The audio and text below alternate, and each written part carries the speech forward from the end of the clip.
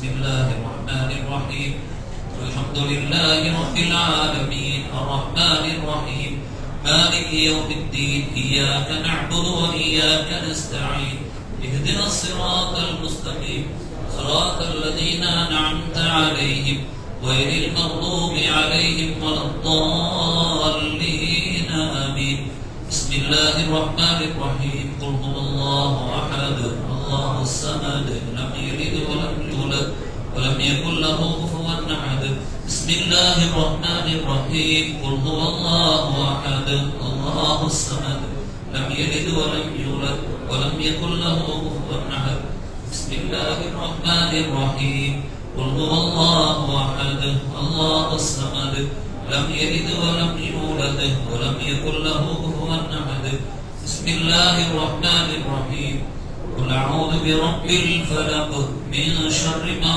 خلق ومن شر غاسق إذا وقب ومن شر النفاثات في العقد ومن شر حاسد إذا حسد بسم الله الرحمن الرحيم قل أعوذ برب الناس ملك الناس إله الناس من شر الوسواس الخناس الذي يوسوس في صدور الناس من الجنة والناس الحمد لله رب العالمين حمدا يوافي نعمه ويكافئ مزيدا واعف عنا يا كريم يا رحيم يا الله اللهم صل وسلم وبارك على سيدنا محمد وعلى آل سيدنا محمد عدد ما في علم الله صلاة دائمة بدوام ملك الله اللهم ربنا تقبل منا صلاتنا وصيامنا وقيامنا وركوعنا وسجودنا وتضرعنا وتخشعنا وتمم تقصير أعمالنا وتجاوز عنا سيئاتنا وتوفنا مع الأبرار ربنا تقبل منا إنك أنت السميع العليم وتب علينا يا ربنا إنك أنت التواب الرحيم ربنا هب لنا من أزواجنا وذرياتنا قرة أعين واجعلنا للمتقين إماما رب هب لي من الصالحين ربنا آتنا في الدنيا حسنة وفي الآخرة حسنة وقنا عذاب النار ربنا اغفر لنا وارحمنا ولوالدينا ولمشايخنا ولأساتذتنا ولجميع أمة سيدنا محمد صلى الله عليه وسلم رب ارحمهما كما ربياني صغيرا ما دامت الرحمة يا أرحم الراحمين جزا الله عنا نبينا وسيدنا ومولانا محمدا صلى الله عليه وآله وأصحابه وأمته وسلم بما هو أهله عدد ما في علم الله ودوام ملك الله آمين بفضل سبحان ربك رب العزة عما يصفون وسلام على المرسلين والحمد لله رب العالمين صلى الله على محمد صلى الله عليه وسلم صلى الله على محمد صلى الله عليه وسلم صلى الله على محمد يا ربي صل عليه وسلم.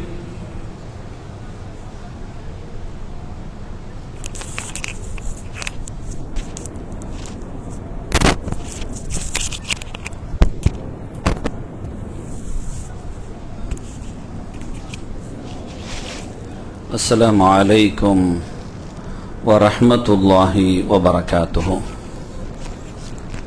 الحمد لله رب العالمين والعاقبة للمتقين الصلاة والسلام على أشرف الأنبياء والمرسلين سيدنا ومولانا محمد صلى الله عليه وآله وصحبه أجمعين أما بعد. கண்ணியத்திற்கும் மிகுந்த மரியாதைக்கும் உரிய அல்லாஹ்வின் நல்லடியார்களே, அருமை பெரியோர்களே, சகோதரர்களே, புனிதம் நிறைந்த ரமதானினுடைய சங்கையான பிறை 4வது தராவீஹுடைய தொழுகையை அல்லாஹுடைய அருள் நிறைந்த இல்லத்தில் ஜமாஅத்தோடு நிறைவுபடுத்துகிற நல்ல நசீபையும் தௌஃபீக்கையும் வழங்கிய ரப்புல் ஆலமீன் அல்லாஹு சுப்ஹானஹு வ தஆலா நமது வணக்க வழிபாடுகள் அனைத்தையும் அல்லாஹுவினுடைய அருளாலும் அவன் கருணையாலும் கபூல் செய்து அருள் புரிவானாக. சங்கைக்குரிய பெருமக்களே, இன்று ஓதப்பட்ட சூரத்துன் நிசா கிட்டத்தட்ட 5 ஜுசுவுகள் இன்றோடு நிறைவாகி இருக்கிறது. பெண்களுக்கான பெரும் புரட்சியை ஏற்படுத்தி காட்டிய ஒரு உன்னதமான சூறாவும் கூட. மறுக்கப்பட்ட நேரத்தில் அவர்களுக்கான உரிமைகளை வாங்கி கொடுத்த ஒரு சூறா. அவர்களையே தவறாக பயன்படுத்த துடித்த அந்த மூடர்களுக்கு மத்தியில் அவர்களினுடைய மேன்மைகளையும் மகத்துவங்களையும் உணர்த்திய சூறா. வேறுபாடுகள், பிரிவினைகள் என்று அவர்களை தனிமைப்படுத்தி இருந்த காலத்தில் அவர்கள் உங்களின் துணைகள் மாத்திரமல்ல, உங்களோடு வாழக்கூடிய வாழ்விலே அவர்களுக்கு சரிசமமான பங்குகளும் உண்டு என்று வாரிசு பொருள்களாக பங்கீடு செய்யப்படுகிற வரிசைகளில் பொருள் இருக்கும் இடத்தில் பெண்ணை கொண்டு வைத்து யார் அவர்களை எடுத்துக்கொள்வது என்று கேவலமான ஒரு நிலையை வைத்திருந்த அன்றைய காலத்தில் இல்லை இல்லை, அந்த பொருள்களில் பெண்களுக்குமான ஒரு பங்கும் உண்டு என்று மிகப்பெரிய பாக பிரிவினையை அவர்களுக்கும் வழங்கிய ஒரு அற்புதமான ஒரு தனித்துவ அடையாளமான சூரா சூரத்துன் நிசா. அந்த ஆயத்தை ஆரம்பிக்கிற பொழுதே யா ஐயுஹன் நாஸ், மக்களே என்று ஆரம்பிப்பான். இத்தகு ரப்பக்கும் அல்லதி ஹலகக்கும் மின் நஃப்ஸின் வாஹிதா, யாரை நீங்கள் வேற்றுமைப்படுத்தி பார்க்கிறீர்கள்? அல்லாஹு சொல்கிறான், இத்தகு, நீங்கள் பயந்து கொள்ளுங்கள் அல்லாஹுவை. அவன் ஒரே ஆத்மாவில் இருந்துதான் உங்களை படைத்தான். வஹலக மின்ஹா ஜௌஜஹா, அந்த ஒரு ஆத்மாவில் இருந்து அல்லாஹு தஆலா ஜோடிகளையும் அல்லாஹ் ஏற்படுத்தி கொடுத்தான். வபஸ மின்ஹுமா ரிஜாலன் கஸீரன் வ நிஸா, அவர்களில் இருந்து அல்லாஹு தஆலா பல்கி பெருகக்கூடிய பெரும் சமூகமாக அதிகமான ஆண்களை பெண்களை எல்லாம் அதிலிருந்து தான் கொண்டு வந்தான். அப்படி இருக்கிற பொழுது அது என்ன, நீங்க மேல அவங்க கீழே, நான் உயர்ந்தவன் அவங்க என்ன தாழ்ந்தவன், நான் ஆதிக்கம் நிறைந்தவன் அவள் அடிமைப்பட்டவள் என்று எப்படி சொல்கிறாய் என்று அவர்களினுடைய ஆழமான சிந்தனைகளுக்கு ஒரு சம்மட்டி அடியை அடித்தான் அல்லாஹ். அந்த வரிசைகளில் தான் அப்படியே வருகிற அந்த வேத வசன வரிகளில் ஆரம்பத்திலேயே அல்லாஹு தஆலா அவர்களுக்கான உரிமைகளை மிக அழகான முறையில், நேர்த்தியான முறையில், அழகான வடிவமைப்பில் அவன் சொல்லி காட்டுகிற அந்த வசனமே யூசிக்குமுல்லாஹ் என்று அல்லாஹு தஆலா இன்று மக்கள் பொடுபோக்காக அல்லது தவறாக நடந்து கொள்கிற ஒரு முக்கியமான கடமை குறித்த ஒரு விழிப்புணர்வு இல்லாத சூழலில் இருந்த மக்களுக்கு அல்லாஹு தஆலா ஒரு சட்டத்தையே உருவாக்கி காட்டுகிறான். வாரிசுரிமை என்கின்ற ஒரு அற்புதமான சட்டம். இன்று மக்கள் அதில் பொடுபோக்காகவே இருக்கிறார்கள், அல்லது கவனமின்மை, அல்லது ஏதோ ஒரு வகையில் பாச மேலிட்டால் அவைகளில் விதி மீறல்கள், வரம்பு மீறல்கள், ஒரு நீதமின்மை, இவைகளெல்லாம் நடந்து கொண்டிருக்கிறது. அல்லாஹு தஆலா எல்லா வசனத்தையும் அவன் ஒரு கட்டளையாக சொல்கிற பொழுது ஒரு விசித்திரமான முறையில் இந்த வசனத்தை அல்லாஹ் துவங்குவான். யூசிக்குமுல்லாஹ், அல்லாஹ் உங்களுக்கு வசியத்தை செய்கிறான் என்று. ஒரு உபதேசம் யாரு செய்ய முடியும் என்றால், அந்த உபதேசத்தை யார் செவிமடுப்பார்களோ அவர்களுக்கும், யார் அக்கறை கொண்டிருப்பார்களோ அவர்களுக்குத்தான் உபதேசம் செய்ய முடியும். அல்லாஹ் நம்மீது கொண்ட அக்கறை அவன் உபதேசத்தை செய்கிறான். யூசிக்குமுல்லாஹ் ஃபீ அவுலாதிக்கும், உங்களுடைய பிள்ளைகள் விஷயத்துல. அதன் பாக பிரிவினை அல்லாஹ் கொண்டு வருவான். லிஸ்ஸக்கரி மிஸ்லு ஹல்லில் உன்சையின் அப்படிம்பா. அல்லாஹு தஆலா பெண்கள் ஆண்களுக்கு கொடுக்கக்கூடிய பங்கிலிருந்து பெண்களுக்கு கொடுக்கக்கூடிய பங்குல அத மாதிரி ஆண்களுக்கு 2 மடங்கு பங்கு அப்படிங்கிற அந்த வாசகத்தை அல்லாஹ் சொல்லுவான். அந்த இடத்துல அல்லாஹு தஆலா காட்டுறது எதுன்னு சொன்னா, அவர்களுக்கான ஒரு பொறுப்பை அல்லாஹு தஆலா நிர்ணயம் செய்கிறான். பெண்கள் பொறுப்பாளர்கள் அல்ல, ஆண்கள் தான் பொறுப்பாளர்கள்.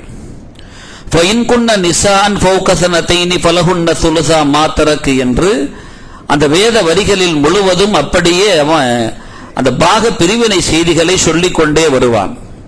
அந்த வசனத்தினுடைய பொருளை நான் உங்களுடைய செவிகளுக்கு பரக்கத்திற்காக தருகிறேன். உங்களுடைய மக்களில் ஒரு ஆணுக்கு 2 பெண்களுக்கு கிடைக்கும் பங்கு போன்று கிடைக்கும் என்று அல்லாஹு தஆலா உங்களுக்கு உபதேசிக்கிறான். பெண்கள் மட்டும் இருந்து அவர்கள் 2 அல்லது அதற்கு மேற்பட்டிருந்தார்கள் என்றால் அவர்களுக்கு இறந்து போனவர்கள் விட்டு சென்றதில் 3/2 பாகம் கிடைக்கும். ஆனால் ஒரே பெண்ணாக இருந்தால் அவள் பங்கு பாதி கிடைக்கும். அவளுக்கு இறந்தவருக்கு குழந்தை இருக்குமானால் இறந்தவர் விட்டு சென்றதில் 1/6 பங்கு அவரது பெற்றோர் ஒவ்வொருவருக்கும் உண்டு, 1/6. ஆனால் இறந்தவருக்கு குழந்தை இல்லாதிருந்து பெற்றோர் மாத்திரம் வாரிசாக இருந்தால் அவரின் தாய்க்கு 3/1 பாகம், மீதி தந்தைக்கு உரியதாகும். இறந்தவருக்கு சகோதரர்கள் இருந்தால் அவர் தாய்க்கு 1/6 பாகம், மீதி தந்தைக்கு சேரும். இவ்வாறு பிரித்து கொடுப்பது அவர் செய்துள்ள மரண சாசனத்தையும் கடனையும் நிறைவேற்றிய பின்னர்தான். உங்கள் பெற்றோர்களுக்கும் குழந்தைகளுக்கும் இவர்களில் யார் நம்மை பயப்பார் என்று உங்களுக்கு நெருக்கமாக இருப்பவர் என்று நீங்கள் அறிய மாட்டீர்கள். ஆகையினால் இந்த பாக பிரிவினையை அல்லாஹ்விடமிருந்து வந்த கட்டளையாகும். நிச்சயமாக அல்லாஹ் யாவற்றையும் நன்கு அறிந்தவனாகவும் மிக்க ஞானமுடையவனாகவும் இருக்கிறான்னு சொல்லிட்டு அந்த வசனத்தை இருப்பான்.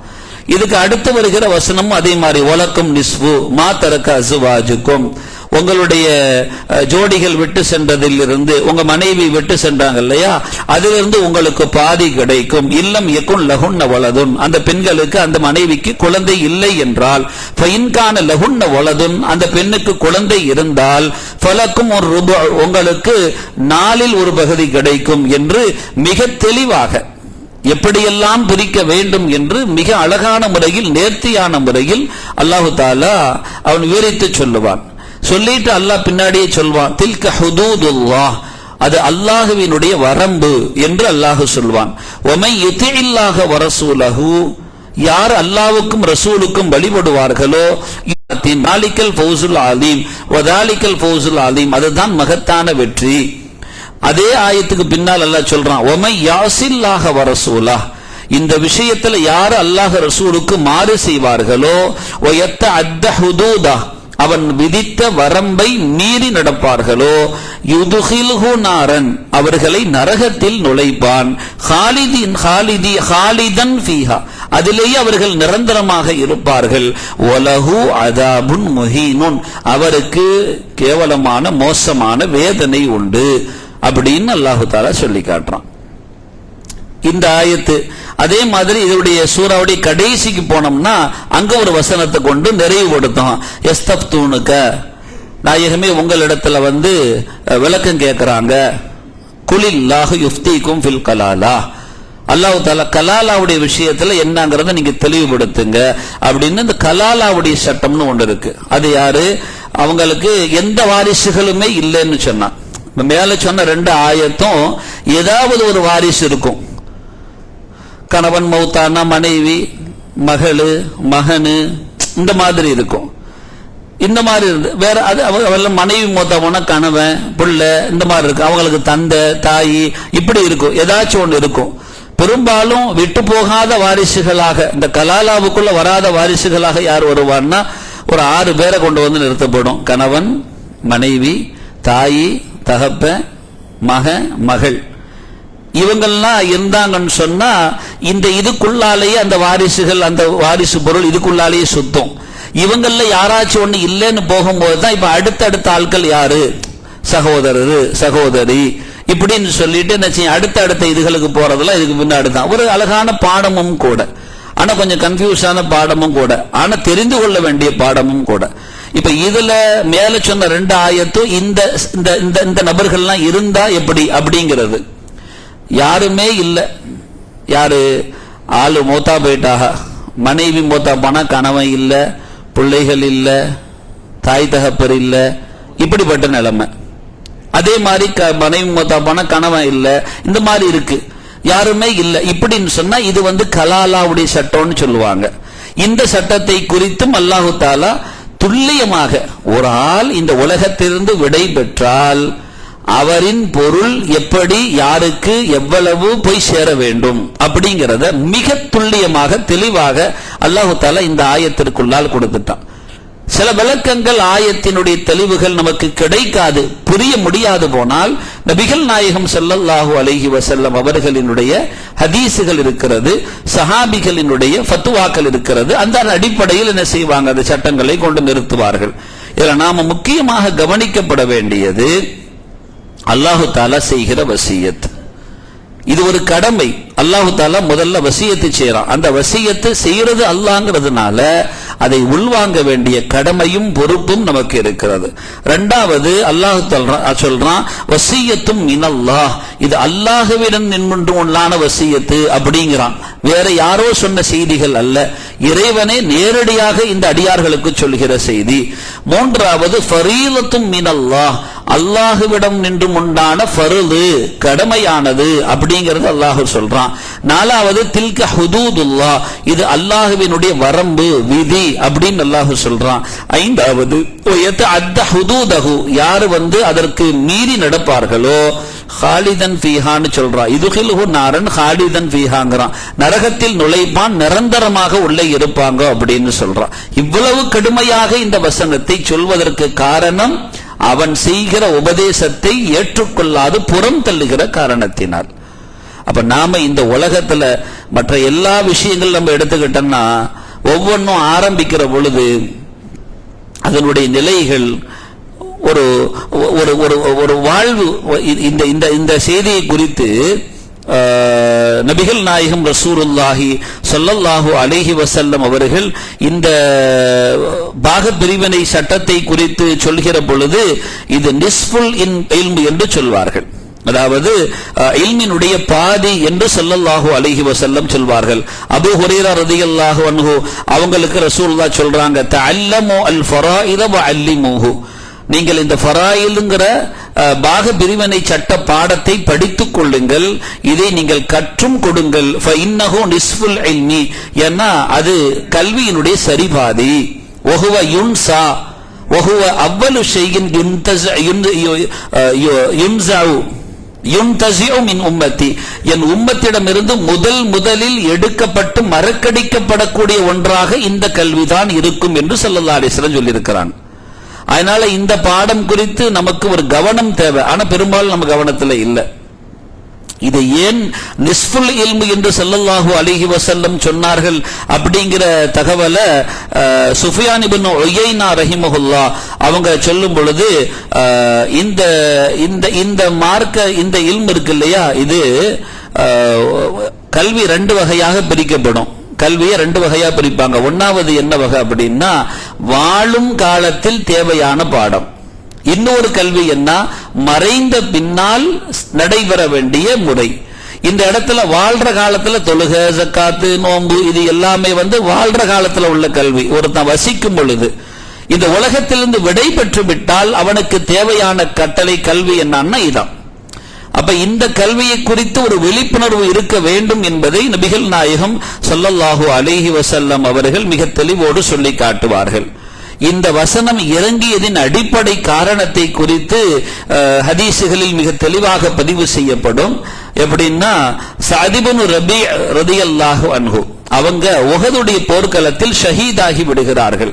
அப்படி ஷஹீதாகி விட்ட பொழுது அவர்களுடைய சகோதரர்கள் இந்த சஅத் இப்னு ரபீ ரலியல்லாஹு அன்ஹுடைய பிள்ளை, அவங்க மனைவி இருக்கிறாங்க இல்லையா, அந்த மனைவிக்கு கிடைக்க வேண்டிய பங்கை கொடுக்காம அது எல்லாத்தையும் அவங்களுடைய சகோதரர்கள் அபகரித்துக் கொள்கிறார்கள்.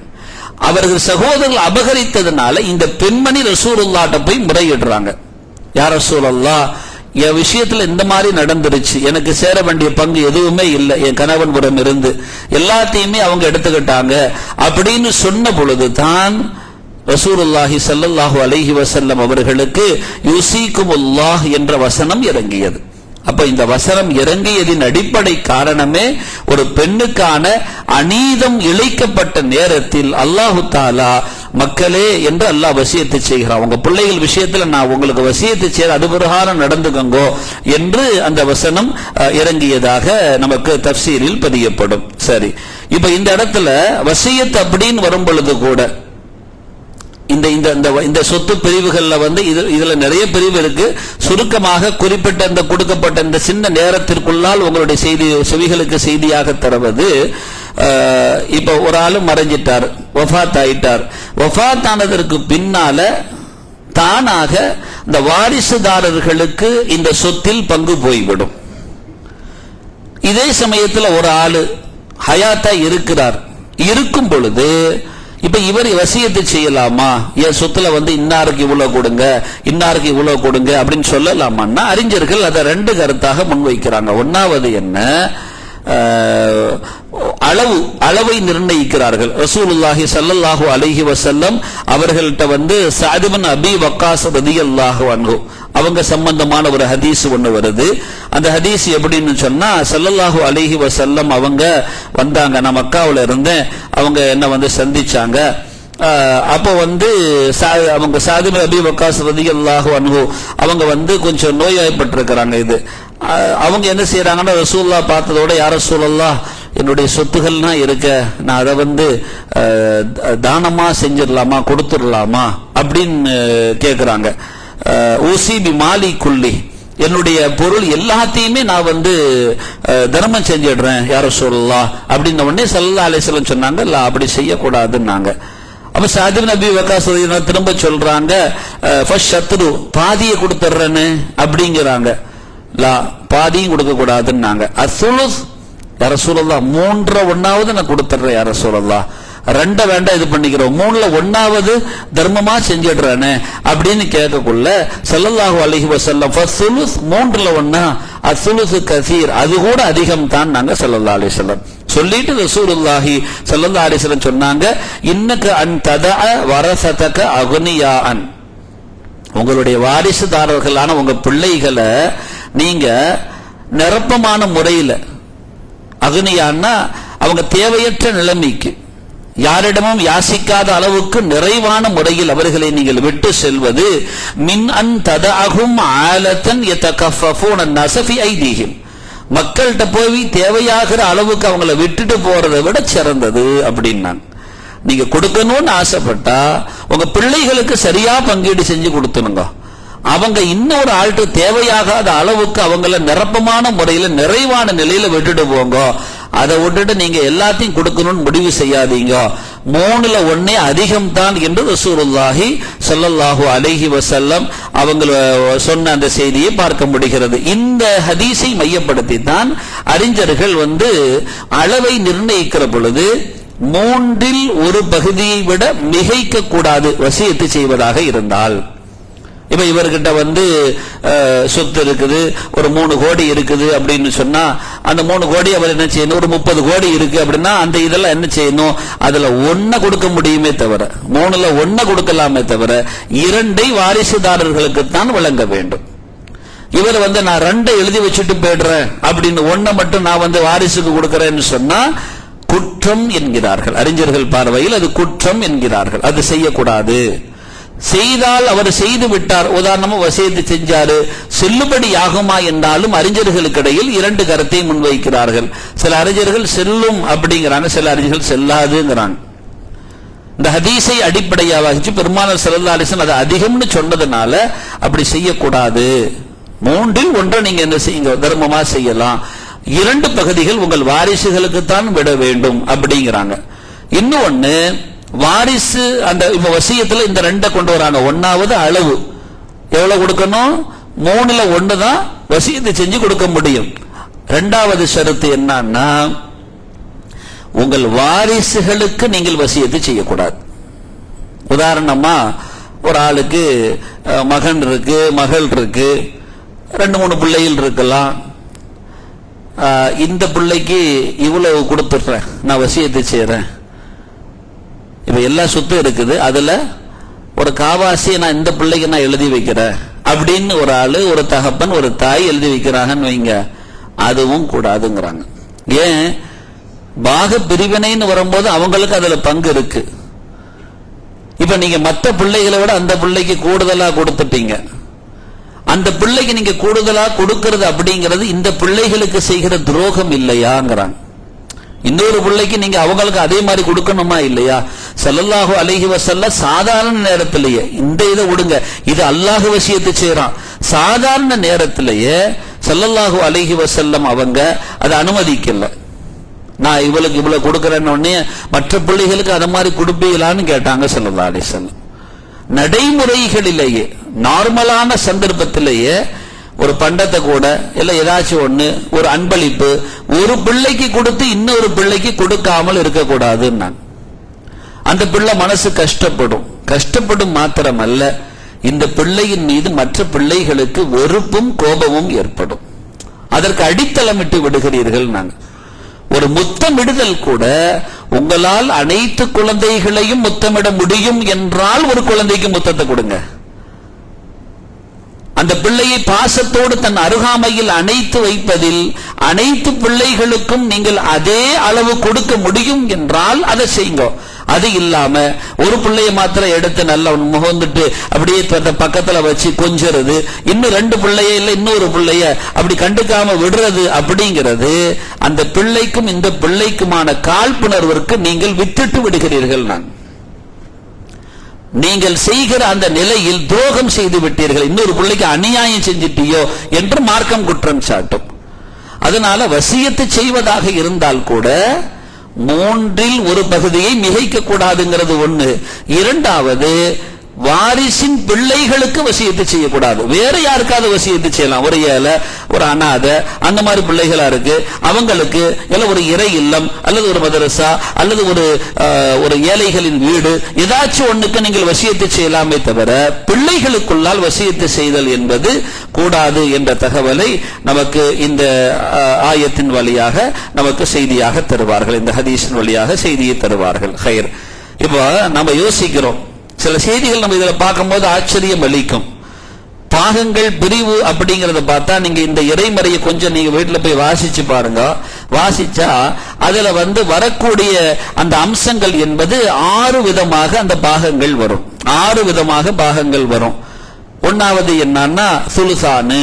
சுலுசான்னா 3இல் 2 பங்கு கிடைக்கும் சிலர்களுக்குன்னு வரும். இவங்களுக்கு இந்த நிலைமையில 3இல் 2 பங்கு கிடைக்கும். அடுத்தது நிஸ்பு, சரி பாதி கிடைக்கும் அப்படின்னு இருக்கு. மூன்றாவது சுலுசு, 3இல் 1 கிடைக்கும். இந்த பாகத்தில் வரக்கூடியது எல்லாம். அதே மாதிரி ருபு, 4இல் 1 பகுதி கிடைக்கும். அடுத்தது சுதுசு, 6இல் 1 பகுதி கிடைக்கும். அதே மாதிரி சுமுனு, 8இல் 1 பங்கு கிடைக்கும். சில பேருக்கு 3ல் 2 பங்கு, இன்னொன்னு 3ல் சரியான சரி வாதி, அடுத்தது 3ல் 1, அதுக்கப்புறம் 4ல் 1 பகுதி, அப்புறம் 6ல் 1 பங்கு, அப்புறம் 8ல் 1 பங்கு. இந்த 6 வகையாகத்தான் இந்த பாகங்கள் எல்லாம் பிரியும். இதுல ஏதாச்சும் ஒண்ணுதான் இருக்கும் பிரிச்சா. இதுல ஆச்சரியமானது என்னன்னா, அன்றே இஸ்லாமிக தெளிவோடு இந்த பாகங்களை பிரிக்கிற பொழுது ஒரு கட்டத்தில் மாத்திரம் 3இல் 2 பகுதி கிடைக்கிறது. 3இல் 2 பகுதி. இதுதான் இந்த பங்கீடு செய்யக்கூடிய முறைகளிலேயே கொஞ்சம் கூடுதலா கிடைப்பது. 3ல் 2 பகுதி. இதை விட கூடுதல் பங்கு எங்கேயும் கிடையாது. மற்ற எல்லாம் அதுக்கு கீழே தான். இந்த 3இல் 2 பகுதி என்ற பங்கு யாருக்கு கிடைக்கும் என்றால் பெண்ணுக்கான பங்காகத்தான் கிடைக்கிறது. ஆணுக்கு கூட இப்படி கிடையாது. இந்த அளவீட்டில் அதிகமான பங்கீடு என்பது ஒரு பெண்ணுக்கு தான் கிடைக்கிறதே தவிர ஆணுக்கு இந்த 3இல் 2 எந்த சந்தர்ப்பத்திலையும் வராது. ஒரே ஒரு சந்தர்ப்பத்தில் பெண்ணுக்கு மாத்திரம் அது கிடைக்கிறது, மற்ற எந்த சந்தர்ப்பத்திலையும் ஆணுக்கே கிடையாது. என்று பார்க்கிற பொழுது அறிஞர்கள் சொல்லுவாங்க, இஸ்லாம் கொடுத்த இந்த உயர்வு போன்று பாக பிரிவினையில் வேற எந்த மதங்களும் அவர்களுக்கு வழங்கவே இல்லை. அப்ப ஆரம்பமா யூசிக்குமுல்லாஹு ஃபீ அவுலாதிக்கும் லிஸ்ஸக்ரி மிஸ்ல் ஹல்லில் முன்தையன், அந்த ஆயத்தின் ஆரம்பத்தை மாத்திரம் சரியா புரியாம சில பேர் பேசுவாங்க. என்ன, ஒரு பெண்ணுக்கு கிடைக்கக்கூடிய பங்கை விட 2 மடங்கு ஆணுக்கு உண்டு என்றல்லவா அல்லாஹ் சொல்றான். அங்க எங்க சரிசமம் பேணப்படுகிறது அப்படிங்கிறத அதனுடைய ஆழமும் அதனுடைய தாத்பரியமும் புரியாமல் சிலர்கள் பேசுவார்கள். ஆனா உண்மை என்னவென்றால், ஒரு ஆண் அப்படிங்கிறது பொறுப்பாளனாக ஆகிறான். இன்னைக்கு ஓதன ஆயத்திலே அல்லாஹ் தஆலா அதையும் கொண்டு வருவான். அர்ரிஜாலு கவ்வாமூன அலன் நிசா, பெண்களின் மீது பொறுப்பை சுமந்தவர்கள் ஏற்றுக்கொண்டவர்கள் ஆண்கள். அந்த ஆண் தான் பெண்ணுக்கான பொறுப்பாளர். ஒரு பெண்ணாக ஒருவள் பிறந்து விட்டாள் என்றால் அவளை சரியாக பராமரித்து வளர்க்க வேண்டிய பொறுப்பு ஒரு தகப்பனை சார்ந்தது. அவர் ஒரு பருவம் அடைகிற வரைக்கும் அந்த தகப்பனின் கட்டுப்பாட்டில் அவள் இருக்கிறார். அவளுக்கு தேவையான உணவு, அவளுக்கு தேவையான உடை, அவளுக்கு தேவையான இருப்பிடம், அவளுக்கு தேவையான கல்வி, அனைத்தையும் சீராக ஒழுக்கங்களை எல்லாம் கொடுத்து வளர்த்து ஆளாக்கி, அதுக்கப்புறம் இன்னொரு ஆணாகிய கணவன் என்கின்ற ஒரு ஆணிடத்தில் இந்த தகப்பன் கையகப்படுத்தி கொடுக்கிறான், திருமணம் செய்து கொடுக்கிறார். ஜவ்வஜ்துக அன்கஹதுக, உங்களுக்கு நான் திருமணம் செஞ்சு தந்துட்டேன் அப்படின்ன உடனே அங்க மாப்பிள்ளை என்ன சொல்றாரு? நீங்களா என்ன சொன்னீங்க? கபில் தூன் சொன்னீங்களா இல்லையா? அது மறக்கவே இல்லை பாருங்க. கபில் தூன் நிக்காஹா சொல்லி கொடுத்தது எப்படி மறக்கும்? வாழ்க்கையில மாட்டுன்னு தரணும்ல அந்த வார்த்தையை சொல்லி. கபில் தூ நிக்காஹா, அந்த நிக்காக நான் கபூல் செஞ்சேன்னு சொன்னமா இல்லையா? ஆனு இந்த பிள்ளைகள்லாம் சொல்றதுக்கு இருக்கிறாக. கபில் தூ நிக்காஹா, நான் அந்த பெண்ணின் நிக்காகை கபூல் செய்து கொண்டேன். அப்படின்னா என்ன அர்த்தம்? இதுவரைக்கும் உங்க தலையில இருந்ததை இப்ப நான் என் தலையில சுமந்துக்கிறேன்னு அர்த்தம். இதுவரைக்கும் உங்களுடைய கட்டுப்பாட்டில் இருந்த பெண்ணை நான் என் கட்டுப்பாட்டில் சுமந்து கொள்கிறேன் அர்த்தம். இதுவரைக்கும் உங்கள் பராமரிப்பில் இருந்த பெண்ணை என் பராமரிப்பில் நான் ஏற்றுக்கொள்கிறேன் அர்த்தம். இதுக்கப்புறம் இந்த பெண்ணுக்கு இதுவரைக்கும் நீங்க ரெஸ்பான்சிபிள் பெர்சனா இருந்தீங்க, இப்ப நான் தான் ரெஸ்பான்சிபிள் பெர்சன், என்னிடத்தில் கேட்கப்படும். ஸல்லல்லாஹு அலைஹி வஸல்லம் சொன்னாங்க, பெண் விஷயத்தில் மிகுந்த கவனமாக நடந்து கொள்ளுங்கள், நாளை மறுமையில் அவள் குறித்து நீங்கள் விசாரிக்கப்படுவீர்கள். அப்ப அந்த பொறுப்பை சுமந்தவன் ஆண்.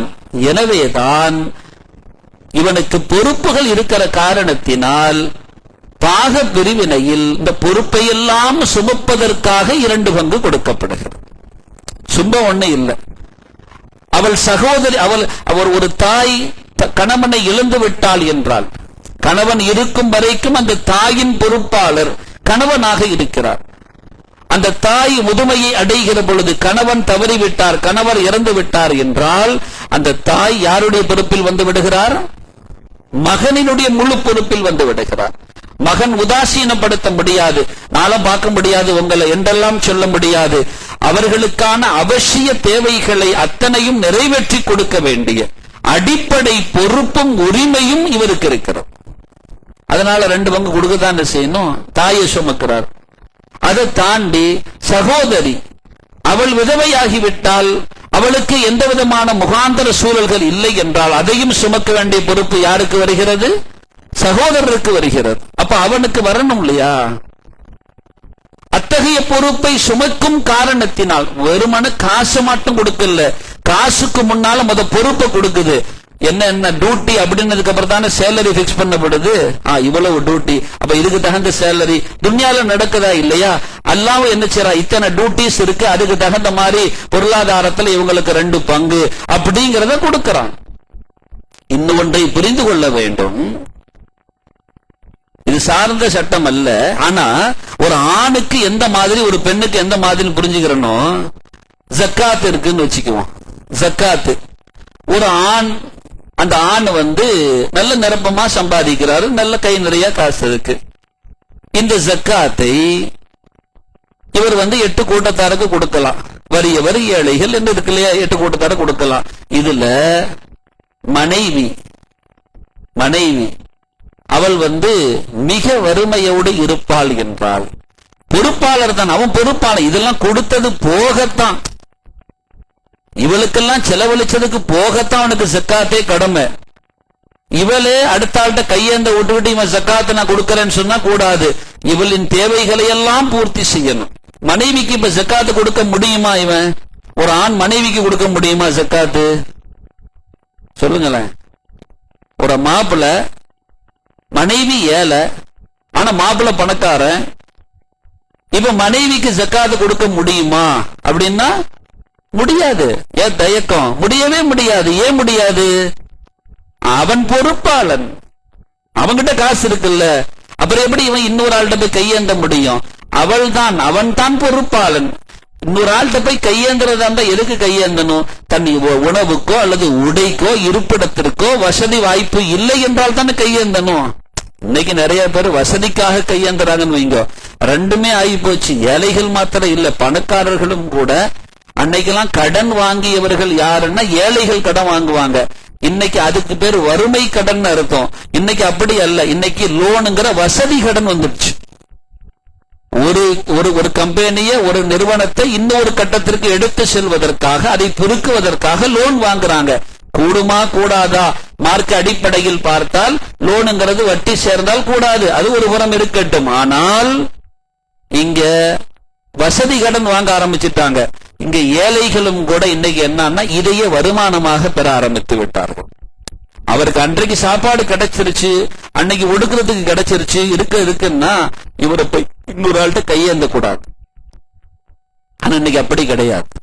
சரி, அது அல்லாஹு தாலா. ஆனா நாம கேட்டா கொடுக்கணும்னு நமக்கு சொல்லப்பட்டிருக்கு. அவங்களுக்கான சட்டம் என்னன்னா நீங்க யாசிக்க கூடாது, பாதுகாப்போடு இருக்கணும். நாளைக்கு மறுமையில தேவையில்லாமல் யாசித்தவர்களின் முகங்கள் எல்லாம் அப்படியே தோண்டப்பட்டதாக, சதைகளே இல்லாமல் வெறும் எலும்புகளாக வந்து நிற்பார்கள்னு ஸல்லல்லாஹு அலைஹி வஸல்லம் சொன்னாங்க.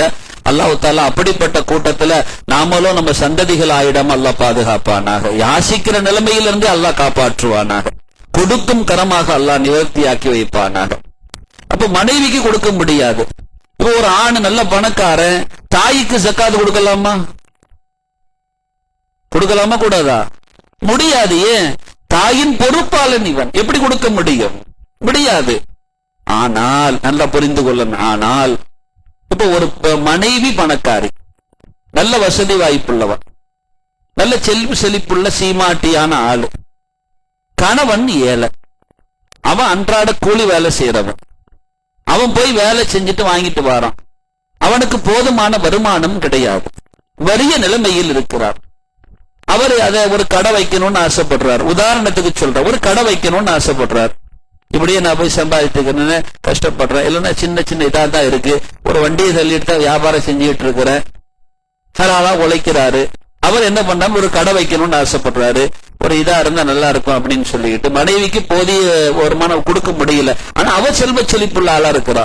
இப்ப அவ ஜக்காத்து கொடுக்கணுமா கூடாதா? அவ பணத்துக்கு ஒரு பெண்ணு வந்து கோடீஸ்வரியா இருக்கிறா. இப்ப அவ ஜக்காத்து கொடுக்கணுமா கூடாதா?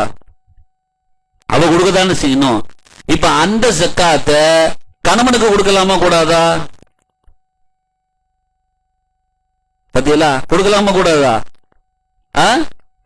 கொடுக்கலாம், கொடுக்கலாம். ஏன் கொடுக்கலாம் தெரியுமா? அவள் கணவனுக்கு பொறுப்பாளி அல்ல. அவ கணவனுக்கு பொறுப்பாளி அல்ல. அவளுக்கு சாப்பாடு கொடுக்கணுமா? கணவனுக்கு அவன் மேல கடமையா? அவளுக்கு உடை எடுத்து கொடுக்கறது கணவன் மனைவி மேல கடமையா? சில பேரு சகோதர சமயத்துல சில தவறுகள் நடக்கும் போது அதை அப்படியே பின்பற்றிட்டு வர மாதிரி, வீட்டுல விசேஷம்னா போய் மாப்பிள்ளைக்கு சட்டை வாங்கிட்டு வா, இதெல்லாம் எடுத்துட்டா, துணிமணி எல்லாம் வாங்கிட்டு வான்னு அனுப்பி விடுறான் இல்லையா? பக்கா ஹராமு. அவளா கொண்டு வந்து அன்பளிப்பா தந்தா வாங்கிக்கிறலாம். அதட்டி போய் போ வீட்டுல போய் எனக்கு ட்ரெஸ் வாங்கிட்டு வா, பெருநாளைக்கு ட்ரெஸ் எல்லாம் வாங்கிட்டு வா, எனக்கு இதெல்லாம் கொண்டு வா அப்படின்னு சொல்லி அடிச்சு துரத்தி வீட்டுல போய் வாங்கிட்டு வர வைக்கிறான்னு வை, ஹராமு, பக்கா ஹராம்.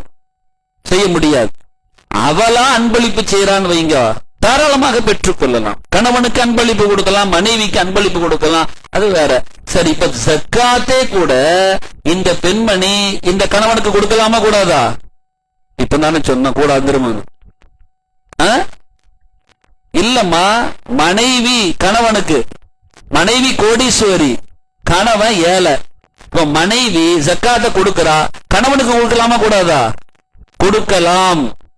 கணவன் கொடுக்க முடியாது. இதுதான் புரிஞ்சுக்கணுங்கிறேன். கணவன் மனைவிக்கு கொடுக்க முடியாது, மனைவி கணவனுக்கு கொடுக்கலாம். ஏன் தெரியுமா?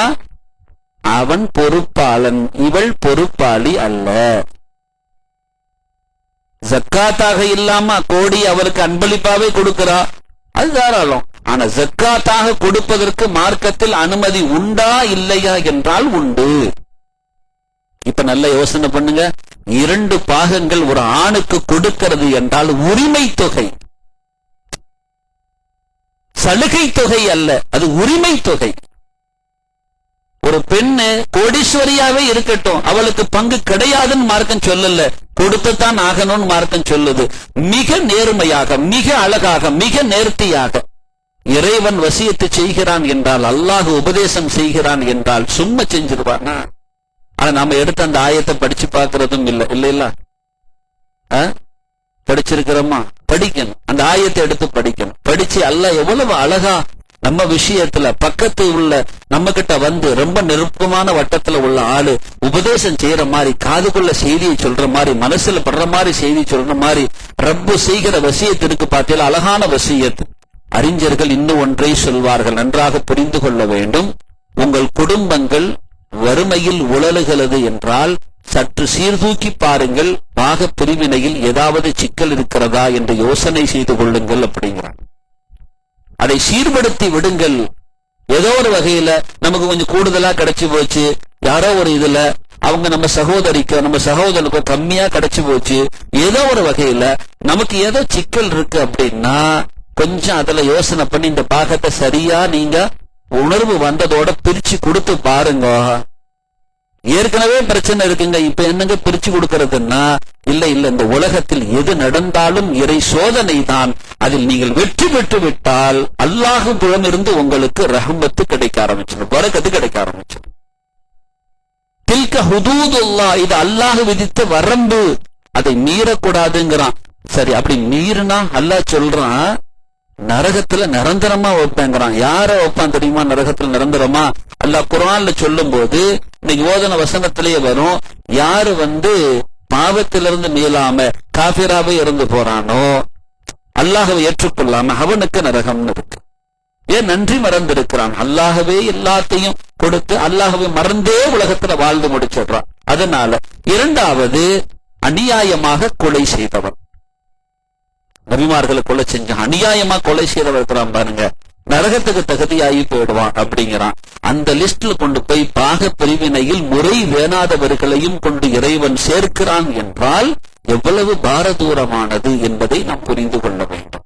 அதை கடந்து ஒரு தாயோ தகப்பனோ தன் பிள்ளைகள் விஷயத்தில் ஒரு இரக்கத்தோடு சூழல்களை கருதி சீரான முறையில், இப்ப உள்ள நிலைமையில ரொம்ப கஷ்டப்படுறாங்கம்மா, அவங்களுக்கு நீ கொஞ்சம் விட்டு கொடுக்குறியா, அவங்க கிட்டையும் அதே தாய் தகப்பன் அந்த பிள்ளைகிட்டையும் இந்த நிலைமையில இந்த சகோதரன் இந்த சகோதரி உனக்காக நீ படுகிற கஷ்டத்திற்காக உனக்காக விட்டுத்தர நான் இப்பொழுது சின்ன ஒரு உபதேசம் செஞ்சிருக்கிற, விட்டு தாராங்க, நாளைக்கு அல்லாஹ் உன்னிடத்தில் செழிப்பை தருகிற பொழுது இவர்களை நீ விட்டுவிடக் கூடாது, கொடுக்க நீ சம்மதிப்பாயான்னு கேட்டான்.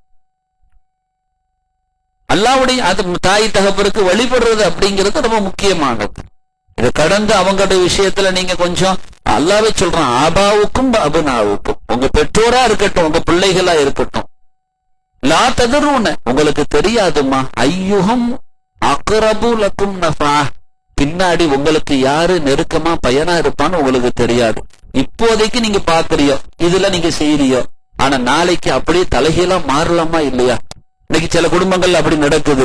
அன்னைக்கு ஏதோ பிரிச்சு கொடுத்துட்டாங்க, ஏதோ ஒரு வகையில இன்னைக்கு அவங்களுக்கு என்ன ஆச்சு, செழிப்பு வந்து போச்சு, கம்மியா வாங்கின குடும்பம் கஷ்டப்பட்டுக்கிட்டு இருக்கு, இவங்க கண்டுக்கிறதே இல்லை, திரும்பி கூட பாக்குறது இல்லை. அப்படிப்பட்ட நிலைமைகள் உலகத்துல நாம பல்வாறாக பார்க்கிறோம். அதனால நாம விசால மனதோடு நடந்து கொள்ள வேண்டும். பாக பிரிவினையில் அவர்கள் இறை சொன்ன அடிப்படையில் நடந்து கொள்கிற பொழுது நமக்கான ரஹ்மத்தும் பரக்கத்தும் இறை புறமிருந்து கிடைக்கும். இந்த நமக்கு மிகுந்த அவசியமானது.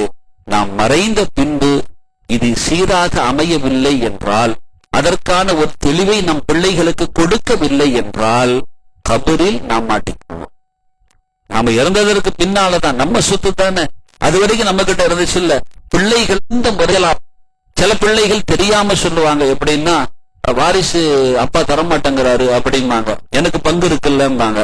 அப்படிலாம் கொடுக்க முடியாதுப்பா. வாரிசுங்கிறது மௌத்துக்கு பின்னாலதான் வாரிசு. இருக்கிற போது என்ன இருக்குமே, நீ வாரிசு தான். ஆனா இங்கேயே வந்து ஒருத்தர் கேட்டாரு, பேசினார். அந்த மனுஷர் அதுக்கப்புறம் நான் பார்க்கல, ஆனா ரொம்ப மனசு கஷ்டமா இருந்துச்சு. ரொம்ப நாளா கேட்ட, ரொம்ப நேரமா பேசி கேட்டாரு. கேட்டுட்டு கடைசியா ஒரு வார்த்தை சொன்னாரு, நான் கூட போயிருவேன் போல இருக்கு, எங்க அப்பா இவ்வளவு சீக்கிரம் போக மாட்டாரு அப்படின்னு. எந்த பிள்ளையும் இந்த வார்த்தை சொல்லவும் கூடாது, எந்த தகப்பனும் இந்த வார்த்தையை பிள்ளைகள்கிட்ட கேட்கவும் கூடாது, இல்லையா? அல்ல நம்ம பிள்ளைகள்கிட்ட இந்த மாதிரி வார்த்தைகளை நாம செவிமடுத்தலாம், அல்ல பாதுகாப்பான. அப்படிப்பட்ட கொடுமையான வார்த்தை.